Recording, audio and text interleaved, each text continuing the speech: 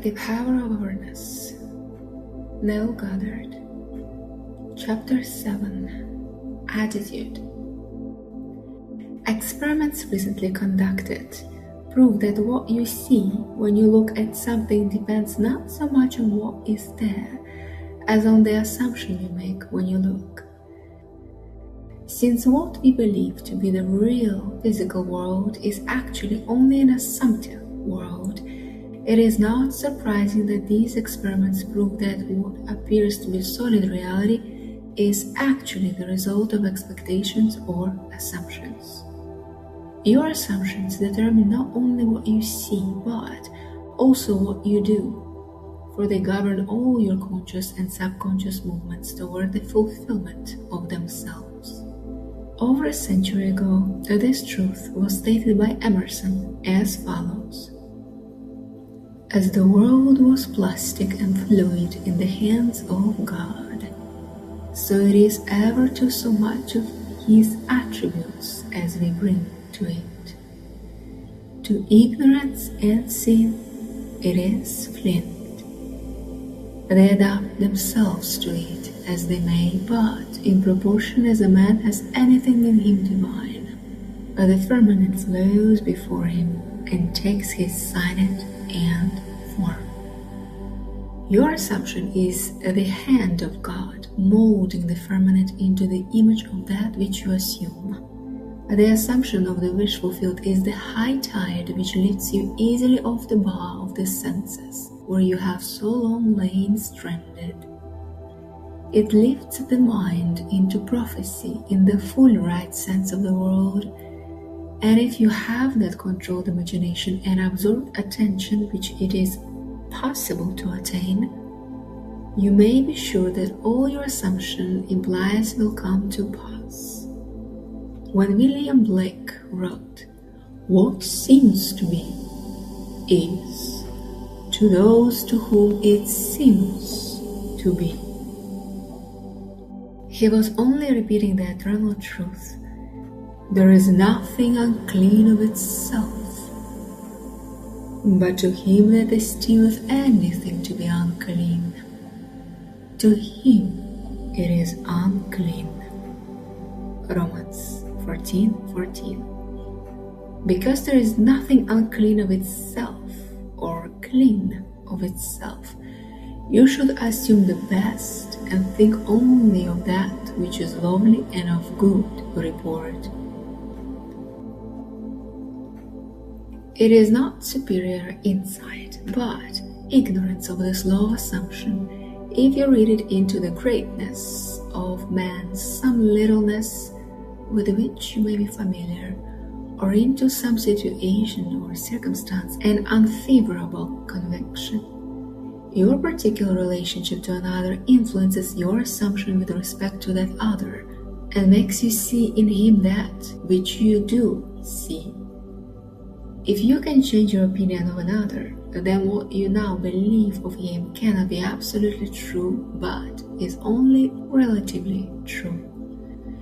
The following is an actual case history illustrating how the law of assumption works. One day, a costume designer described to me her difficulties in working with a prominent theatrical producer. She was convinced that he unjustly criticized and rejected her best work, and that often he was deliberately rude and unfair to her. Upon hearing her story, I explained that if she found the other rude and unfair, it was a sure sign that she herself was wanting, and that it was not the producer, but herself that was in need of a new attitude. I told her that the power of this law of assumption and its practical application could be discovered only through experience, and that only by assuming that the situation was already what she wanted it to be could she prove that she could bring about the change desired. Her employer was merely bearing witness, telling her by his behavior what her concept of him was. I suggested that it was quite probable that she was carrying on conversations with him in her mind which were filled with criticism and recriminations. There was no doubt but that she was mentally arguing with the producer, for others only echoed that which we whispered to them in secret. I asked her if it was not true that she talked to him mentally, and if so, what those conversations were like. She confessed that every morning on her way to the theater, she told him just what she thought of him in a way she would never dare to address him in person. The intensity and force of her mental arguments with him automatically established his behavior towards her. She began to realize that all of us carry on mental conversations, but unfortunately, on most occasions, these conversations are argumentative, that we have only to observe the passerby on the street to prove this assertion, that so many people are mentally engrossed in conversation and few appear to be happy about it, but the very intensity of their feeling must lead them quickly to the unpleasant incident that they themselves have mentally created and therefore must now encounter. When she realized what she had been doing, she agreed to change her attitude and to live this law faithfully by assuming that her job was highly satisfactory and her relationship with that producer was a happy one.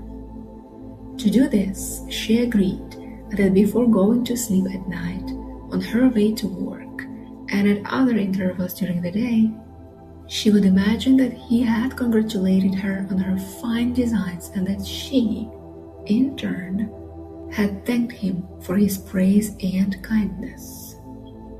To her great delight, she soon discovered for herself that her own attitude was the cause of all that befell her. The behavior of her employer miraculously reversed itself, his attitude echoing as it had always done, that which she had assumed now reflected her changed concept of him. What she did was by the power of imagination. Her persistent assumption influenced his behavior and determined his attitude toward her. With the passport of desire on the wings of a controlled imagination, she traveled into the future of her own predetermined experience. Thus, we see it is not facts, but that which we create in our imagination, which shapes our lives. For most of the conflicts of the day are due to the want of a little imagination to cast the beam out of our own eye. It is the exact and literal-minded who live in a fictitious world. As this designer, by her controlled imagination, started a subtle change in her employer's mind, so can we, by the control of our own imagination and wisely directed feeling, solve our problems. By the intensity of her imagination and feeling, the designer cast a kind of enchantment on her producer's mind and caused him to think that his generous praise originated with him. Often our most elaborate and original thoughts are determined by another. We should never be certain that it was not some woman treading in the winepress who began the subtle change in man's mind, or that the passion did not begin in the mind of some shepherd boy, lighting up his eyes for a moment before it ran upon its way.